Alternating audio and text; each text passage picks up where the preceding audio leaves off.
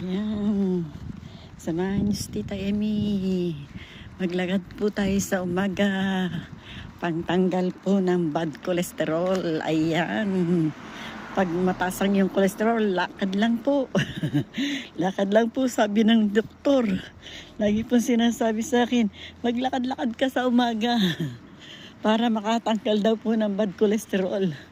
Ayan, kung mataas daw po ang iyong cholesterol, lumakad ka sa umaga. Exercise. Exercise po ba? O pagod lang? Pero tingnan po natin yung paglalakad natin sa umaga. Kung makatanggal po ng bad cholesterol at makatanggal din po ng high blood. High blood. Pag lagi kang galit, high blood ka. Pag lagi pong galit, high blood po ba? Ayan. Kaya ito, sa umagang kay ganda, umpisahan natin ulit lumakad. Lakad po tayo at nang matanggal ang ating kolesterol at ng high blood nang hindi tayo laging nagagalit. Pag nagagalit kayo, laging sinasabi, oh, high blood ka na naman. High blood na naman po. High blood na naman po ba? Ayan. Kaya nandito tayo sa ilalim ng puno. Ilalim ng puno. Maglakad-lakad po tayo at nang matanggal po ang ating bad cholesterol at high blood. Ayan.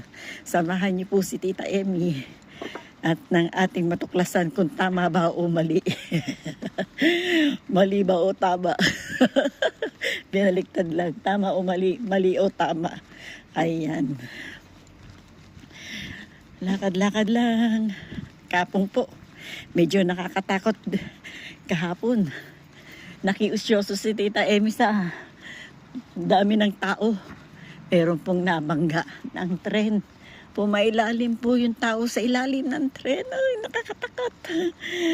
Pumailalim po, nahirapan po silang tanggalin. Yung tao sa ilalim, kailangan pong iangat yung tren. Dahil nandun po yung tao sa ilalim ng tren. Oh my God. Ano kaya itsura nun kung nagkadurog-durog? Ayaw po magpalapit yung mga pulis dito. Dahil maselan daw po yung makikita kung sakaling may iangat na yung tren. Kaya pinalayo pa mga tao. Layo po kayo. Sabing ganyan, halos di na po makita dahil nilagyan po nila ng tali yung para hindi talaga makalapit yung mga tao. Dahil talagang pinaikutan po ng mga bombero. Bombero po ang magtatanggal at ng mga pulis. Iaangat po yung tren. Nandun ang tao sa ilalim. Oh my God. Nakatakot po talaga.